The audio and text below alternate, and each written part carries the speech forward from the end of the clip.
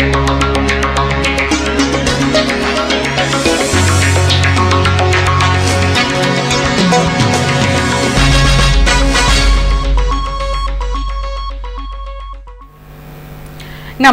चेतना today में आपका स्वागत है। सबसे पहले एक नजर अब तक की खास सुर्खियों पर। धोलावाड़ क्षेत्र में नरकंकाल मिलने से सनसनी। जिला पंचायत अध्यक्ष उपाध्यक्ष के खिलाफ अविश्वास प्रस्ताव के लिए तैयारियां पूर्ण। और त्रिपुलिया गेट क्षेत्र में महिला के साथ लूट की वारदात। जिले के राउडी थाना क्षेत्र में धोलावाड़ इलाके में जंगल में आज 2 लड़कियों के कंकाल निकलने का सनसनीखेज मामला सामने आया है। दोनों लड़कियां करीब 20 दिनों से लापता थीं और राउटी थाने में उनकी गुमशुदगी दर्ज थी। खोदकर निकाले गए कंकालों को देखकर यह आशंका व्यक्त की जा रही है कि उनकी हत्या करने के बाद उनके शवों को जंगल में गाड़ दिया गया था। ग्राम बिलड़ी निवासी एक युवती तथा एक बालिका के कंकाल मिलने से धोलावाड़ पहाड़ी क्षेत्र में सनसनी फैल गई। प्राप्त जानकारी के अनुसार इस क्षेत्र से गुजर रहे नागरिकों ने वहां से गुजरते वक्त देखा कि नरकंकाल को जंगली जानवर खोद कर खा रहे थे। जंगली जानवरों की खुदाई की वजह से छोटी बालिका के मस्तक की हड्डियां जमीन के ऊपर आ गई। इन पर ग्रामीणों की नजर पड़ी और वे सक्रिय हुए। उन्होंने इसकी सूचना तत्काल राउटी पुलिस को दी। पुलिस ने मौके पर पहुंचकर उस स्थान की खुदाई करवाई तो उसमें से 2 कंकाल मिले, जिनमें से एक बड़ा और एक दूसरा छोटा था।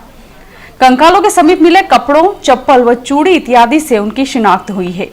मृत लड़कियों के नाम संगीता पिता गलिया पारगी 18 वर्षीय तथा उसकी भतीजी अन्नू पिता विष्णु 8 वर्षीय निवासी बिलड़ी थाना राउटी बताए गए हैं।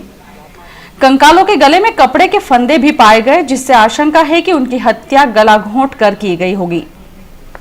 हत्या के बाद उनके शवों को जंगल में गाड़ दिया गया। घटना स्थल पर मौजूद मृतिका के पिता ने बताया कि संगीता अपनी भतीजी अन्नू को लेकर विगत 29 मई को सुबह बिलड़ी स्थित अपने घर से निकली थी। वह राउटी के हाट से चूड़ियां खरीदने का कहकर गई थी।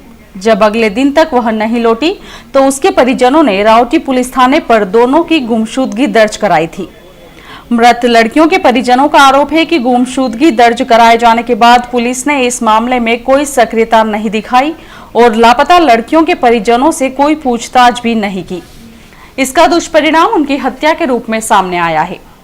मृतिका के परिजन हत्या के पहले बलात्कार किए जाने की आशंका से भी इनकार नहीं कर रहे हैं। हालांकि शवों के स्थान पर अब सिर्फ कंकाल बरामद हुए हैं, इसलिए सामान्य पोस्टमार्टम से इस विषय में कोई स्पष्ट जानकारी मिलना संभव नहीं है। पुलिस के वरिष्ठ अधिकारियों ने प्रकरण की जांच के लिए डीएनए टेस्ट कराने की बात कही है। 2 कंकाल मिलने का सनसनीखेज मामला सामने आने के बावजूद पुलिस का रवैया ढीला ढाला ही रहा। कंकालों को निकालने में पुलिस ने अपनी ओर से कोई पहल नहीं की। ग्रामीणों ने अपने ही स्तर पर खुदाई को अंजाम दिया। क्षेत्र के पूर्व सरपंच ने इस मामले में अपनी ओर से काफी सहायता की। उन्होंने बताया कि अपने स्तर से और ग्रामीणों के सहयोग से कंकालों को बाहर निकालने में पूर्ण सहयोग दिया गया। मौके पर पहुंचे पुलिस अधीक्षक डॉक्टर जी.के. पाठक ने घटनास्थल का मुआयना किया। उन्होंने मृतिका के परिजनों से चर्चा की। मीडिया से चर्चा करते हुए उन्होंने बताया कि प्रथम दृष्टया यह मामला हत्या का दिखाई देता है। पूर्व में उक्त युवती कोटा में काम करने जाया करती थी, इसलिए यह संभावना भी देखी जा रही है कि कहीं उसकी हत्या में कोटा से कोई जुड़ाव तो नहीं है। फिलहाल पुलिस मामले की जांच कर रही है। कंकालों का डीएनए टेस्ट करवाया जाएगा, जिसके बाद सही स्थिति सामने आ सकेगी। एसपी ने विश्वास व्यक्त किया है कि बहुत जल्द इस मामले की तह तक पुलिस पहुंच जाएगी।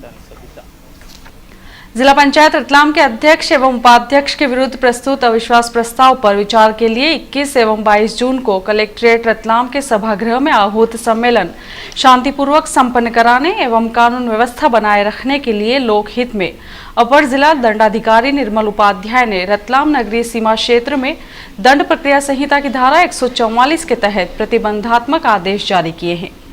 कलेक्टोरेट परिसर में गुरुवार को पर्याप्त सुरक्षा प्रबंध किए गए तथा पूरे परिसर को बैरिकेड्स के माध्यम से कवर कर लिया गया। जिला पंचायत उपाध्यक्ष एवं अध्यक्ष के विरुद्ध प्राप्त अविश्वास प्रस्ताव की सूचना पर विचार करने के लिए कलेक्टर सभागृह में 21 एवं 22 जून को आहूत विशेष सम्मेलन के लिए पीठासीन अधिकारी व अपर कलेक्टर श्री निर्मल उपाध्याय ने मिनट टू मिनट कार्यक्रम जारी किया है। प्राप्त कार्यक्रम के अनुसार सम्मेलन की कार्यवाही प्रातः 11 बजे शुरू होगी। प्रातः 11 बजे से 11:15 बजे तक उपस्थित सदस्यों के हस्ताक्षर कार्रवाई पंजी में लिए जाएंगे। प्रातः 11:15 बजे से 11:30 बजे तक पीठासीन अधिकारी द्वारा सम्मेलन की कार्रवाई से सदस्यों को अवगत करवाया जाएगा। प्रातः 11:30 बजे अविश्वास प्रस्ताव की सूचना देने वालों में से किसी भी हस्ताक्षरकर्ता को प्रस्ताव रखने के लिए कहा जाएगा। प्रातः 11:30 बजे से दोपहर 12:30 बजे तक अविश्वास प्रस्ताव रखने वाले सदस्य को एवं इसके पश्चात अन्य इच्छुक सदस्यों को उद्बोधन का अवसर दिया जाएगा। दोपहर 12:30 बजे से दोपहर 1 बजे तक पंचायत पदाधिकारी जिनके विरुद्ध अविश्वास प्रस्ताव लाया गया है को सम्मेलन में संबोधन का अवसर दिया जाएगा। दोपहर 1 बजे से 1:30 बजे तक मतदान के लिए मतपत्र एवं मतपेटी तैयार की जाएगी। दोपहर 1:30 बजे से 2 बजे तक मतदान होगा। दोपहर 2 बजे से 2:15 बजे तक मतगणना तथा दोपहर 2:15 बजे पीठासीन अधिकारी द्वारा प्रस्ताव के संबंध में घोषणा की जाएगी। कलेक्टर परिसर क्षेत्र में स्थित विभिन्न शासकीय कार्यालयों आदि के कार्यों में प्रतिकूल प्रभाव नहीं पड़े तथा आमजन के कामकाज प्रभावित न हो, प्रशासकीय एवं न्यायालयीन कार्य भी निर्विघ्न एवं सुचारू रूप से चले तथा रतलाम नगर में लोक प्रशांति कायम रखने, किसी अप्रिय स्थिति तथा जनधन की हानि की रोकथाम के लिए धारा 144 के तहत प्रतिबंधात्मक आदेश जारी किए गए हैं। जारी आदेश के अनुसार कलेक्ट्रेट परिसर रतलाम में कोई भी दल, संघ, संगठन अथवा समूह अपनी समस्याओं एवं मांगों को लेकर सभा, धरना एवं प्रदर्शन नहीं करेगा और न ही ज्ञापन सौंपने के दौरान ध्वनि विस्तारक यंत्रों का उपयोग करेगा। रतलाम नगरीय सीमा क्षेत्र में किसी भी व्यक्ति को आग्नेय शस्त्र, प्राणघातक शस्त्र और किसी प्रकार के धारदार हथियार लेकर चलने की अनुमति नहीं रहेगी। कोई भी दल या संगठन सक्षम प्राधिकारी की लिखित अनुमति के बिना रैली या सभा नहीं करेगा। उक्त प्रतिबंध शासकीय सेवकों तथा कानून व्यवस्था में लगे पुलिस कर्मियों, सुरक्षा बलों आदि जो कर्तव्य व्यस्त रहेंगे पर लागू नहीं होगा। प्रतिबंधात्मक आदेश का उल्लंघन करने वालों के विरुद्ध भारतीय दंड विधान की धारा 188 के तहत कार्रवाई की जाएगी। महिलाओं के साथ नगर में लूटपाट की घटनाएं थमने का नाम ही नहीं ले रही हैं। पुलिस द्वारा महिलाओं की सुरक्षा के लिए किए जा रहे तमाम वादे खोखले साबित हो रहे हैं। त्रिपुलिया गेट बस स्टैंड क्षेत्र में गुरुवार को एक महिला के साथ लूट की वारदात हो गई। ग्राम भाबरापाड़ा निवासी महिला ने बताया कि त्रिपुलिया गेट बस स्टैंड पर वह बैठी थी, तभी कुछ युवक उसके पास आकर उसका पर्स छीन ले गए और 400 ग्राम वजनी चांदी की हंसली भी ले उड़े। महिला द्वारा शोर मचाए जाने पर क्षेत्रीय नागरिकों ने पुलिस को मामले की जानकारी दी। सीएसपी एवं थाना प्रभारी मौके पर पहुंचे, जहां उन्होंने महिला से लूट की जानकारी ली। पुलिस के अनुसार प्रथम दृष्टया मामला लूट का प्रतीत नहीं होता है, फिर भी मामले की जांच की जा रही है। समीपस्थ ग्राम नगरा में ट्यूबवेल खनन की बात को लेकर दो पक्षों में विवाद हो गया। पीड़ित पक्ष ने सरपंच के नेतृत्व में कलेक्टर के समक्ष न्याय की गुहार की। ग्राम नगरा के नागरिक गुरुवार दोपहर कलेक्टोरेट कार्यालय पहुंचे। यहां उन्होंने डिप्टी कलेक्टर बीएल निनामा को ज्ञापन सौंपते हुए गांव में ट्यूबवेल खनन को लेकर किए जा रहे पक्षपात की जानकारी दी। ग्राम सरपंच ने इस अवसर पर बताया कि गांव में रसूखदार लोगों द्वारा गरीब बस्ती में नलकूप खनन नहीं होने दिया जा रहा है। पीएचई विभाग के माध्यम से ट्यूबवेल खनन के लिए मशीन आई तो उसे खनन नहीं करने दिया गया और कुछ ही पलों में वापस लौटा दी गई। इस स्थिति से ग्रामीणों में रोष व्याप्त है। यदि इस स्थिति पर नियंत्रण नहीं किया गया तो आपसी रंजिश बढ़ने के आसार हैं।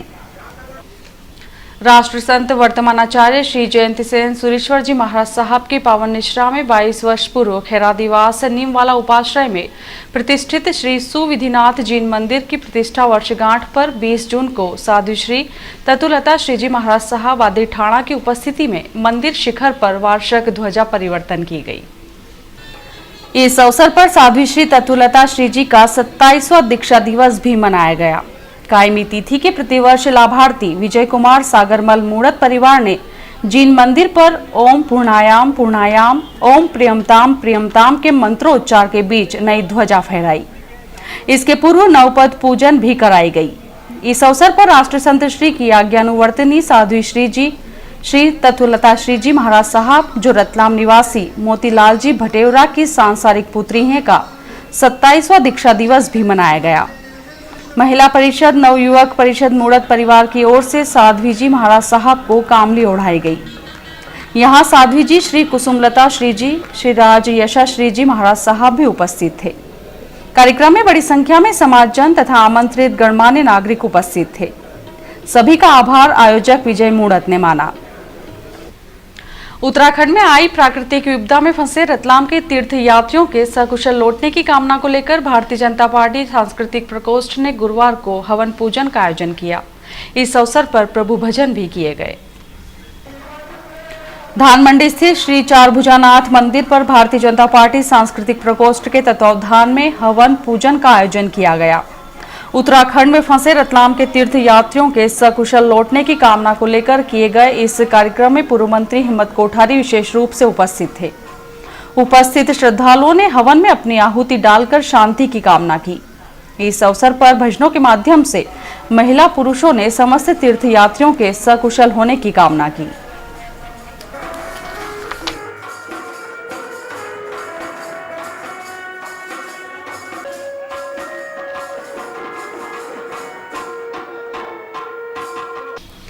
पदोन्नति के लिए पुलिस विभाग में परीक्षा का क्रम जारी है। गुरुवार को विभिन्न संवर्ग के पुलिसकर्मियों ने परीक्षा देकर पदोन्नति के लिए अपना दावा मजबूत किया। परीक्षा स्थल निरीक्षण पुलिस अधीक्षक डॉक्टर जी.के. पाठक, एएसपी प्रशांत चौबे ने किया।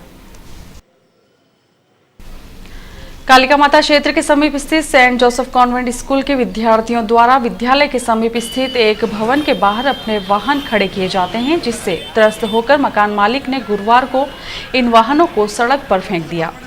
स्कूल के समीप स्थित सरोज सरोवर मकान के सामने प्रतिदिन खड़े रहने वाले वाहनों से मकान में आने जाने वाले लोगों को परेशानी का सामना करना पड़ता है। बार बार समझाइश के बाद भी विद्यार्थियों द्वारा ध्यान नहीं दिए जाने पर मजबूरीवश मकान मालिक को सारे वाहन सड़क पर फेंकने पड़े। स्कूल प्रबंधन की ओर से विद्यार्थियों के इस कृत्य के संबंध में कोई कार्रवाई नहीं की गई है। और आइए देखते हैं अंत में सुर्खियां एक बार फिर। धोलावाड़ क्षेत्र में नरकंकाल मिलने से सनसनी। जिला पंचायत अध्यक्ष उपाध्यक्ष के खिलाफ अविश्वास प्रस्ताव के लिए तैयारियां पूर्ण। और त्रिपुलिया गेट क्षेत्र में महिला के साथ लूट की वारदात। चेतना टुडे में आज बस इतना ही। हम फिर उपस्थित होंगे नई हलचल के साथ। तब तक के लिए नमस्कार।